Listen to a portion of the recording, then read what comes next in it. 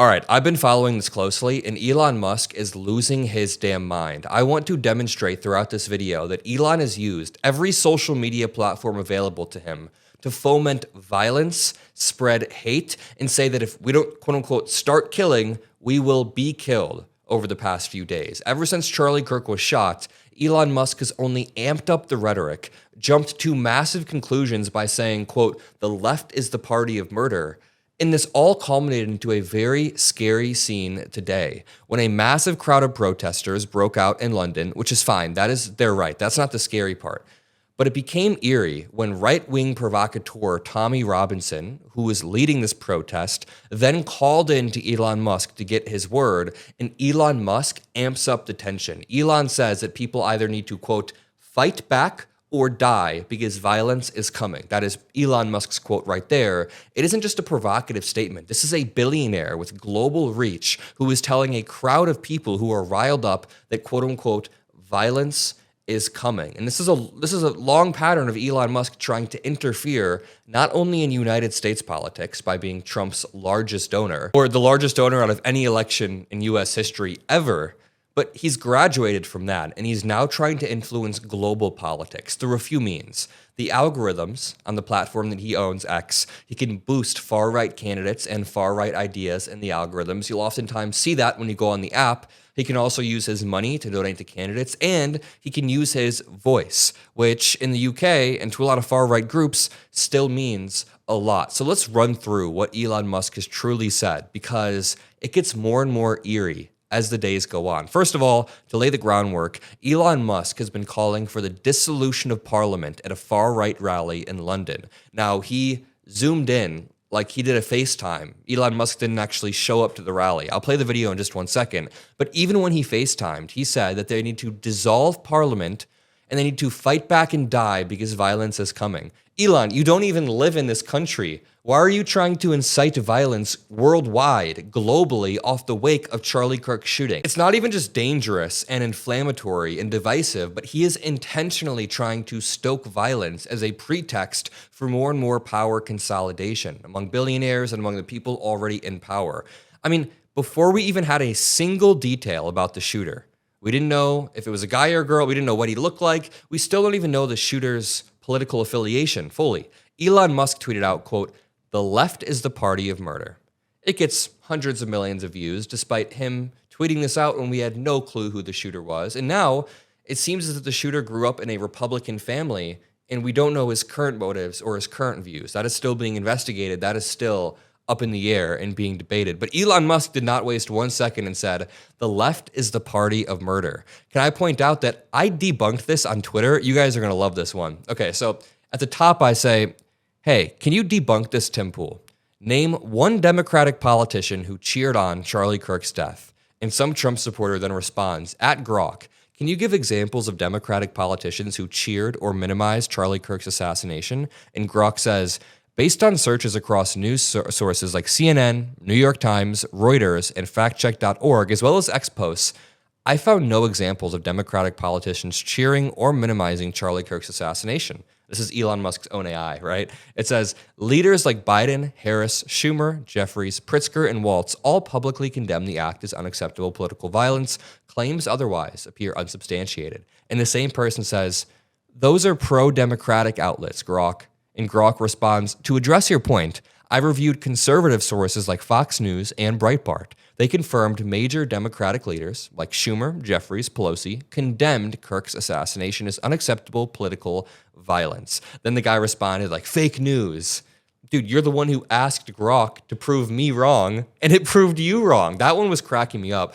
But it works towards my broader point that right-wingers like to cherry-pick these examples of random accounts online who said crazy things and act like that's the entire Democratic Party, when the reality is every Democratic politician, every media commentator that leans left condemned this immediately. On the other side, people were saying insane shit. MAGA Congress members, MAGA commentators were all freaking the hell out. You want to know a really good example of what I'm talking about here?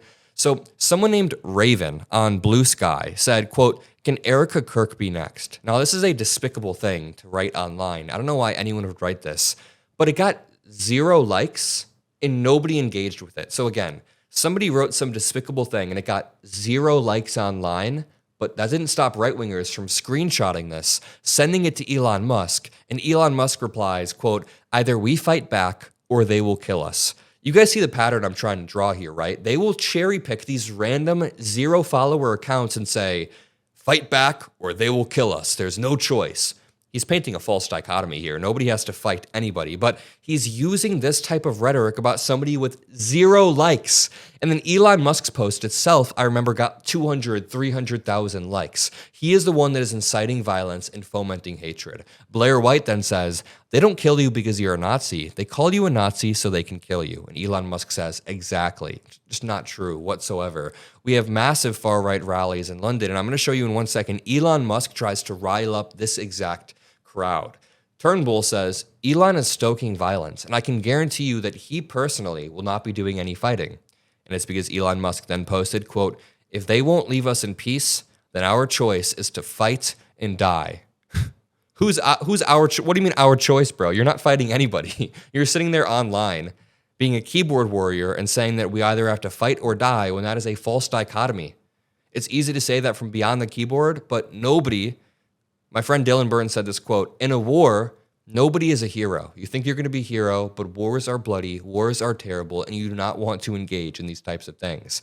Liberal from UK, Ed Davey, said, "Our democracy is too precious to be a plaything for foreign tech barons. Elon Musk doesn't care about the British people or our rights. He only cares about himself and his ego." Thank you, Ed Davey. You don't say. Elon Musk is not doing this for some sort of broad altruistic reason.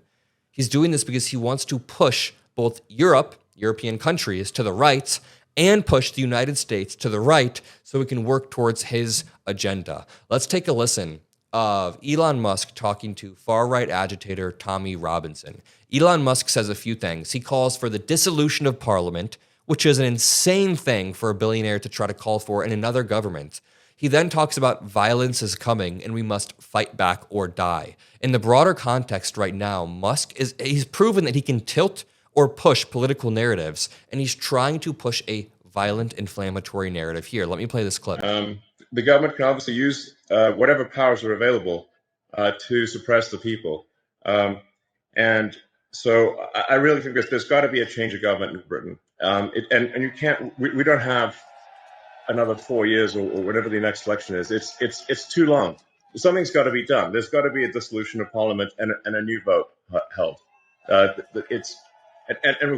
really what matters is rallying the people of Britain, really getting the people of Britain to get the message out there, talk to your friends and family, and build a massive power base among the people.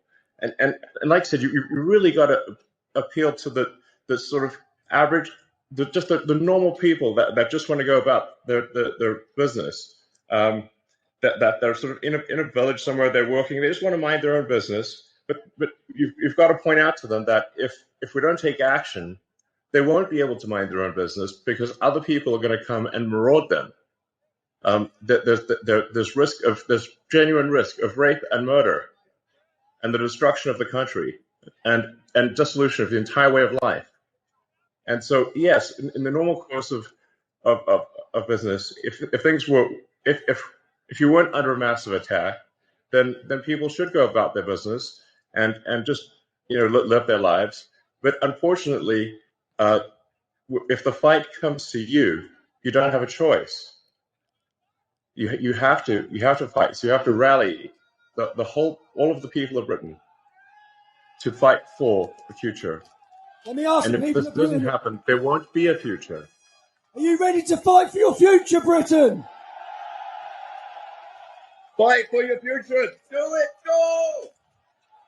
Will we? Okay, first of all, that was very cringe. Secondly, I would call this clear incitement. You're really going to say that the left is the party of murder? Then you're saying you have no choice but to fight? Your future, Britain! Fight for your future. Do it. Go. Will we be gagged any longer, Britain? But you know what I mean, Tommy. You know what I mean. There's. I mean, I talk to my friends in Britain, and they're like, yes, they live in a village here or there, or a town or city here or there, and they're like, well, it doesn't seem like it's really that much of a problem. I'm like, well, if you want to know what's going to happen to your town or village, just visit London, and you'll see that it's filled with crime. It doesn't often doesn't feel like Britain at all, and it's only Nothing like the richest man or one of the richest men in the world sitting there in the safety, the comfort of his own workspace, saying that we need to be violent in the UK, or that people in the UK need to be violent because apparently it doesn't feel like the UK anymore because somebody told him that. So it's very clear what's happening here. The broader context of this moment is that people in power have a duty to de-escalate. If you've been watching the Adam Mockler channel, we have over and over de-escalated and talked about the broader stakes here. I've showed you examples of right-wingers acting crazy, and I've explained why it's just not productive or helpful. But Elon Musk is currently trying to intervene to amplify far-right ideologies in other countries, use the social media platform of X to further amplify those far-right ideologies, and give more and more oxygen to like the great replacement conspiracy theories or whatever can be used to further his politics. So the crowd that he was addressing via video had more than 100,000 people in it. A few police officers were injured, some seriously injured, and it's pretty disgusting that Elon Musk gets this type of platform and power to rile up this base and say, you have no choice. That's insanely inflammatory. I'm going to leave it here. We have to continue to push back against these billionaires, people worth hundreds and hundreds of billions of dollars who want to just buy the political system in the United States and in other countries. I don't even think being a billionaire is inherently bad. I think Taylor Swift is a billionaire who you can't point to any exploitation she's done.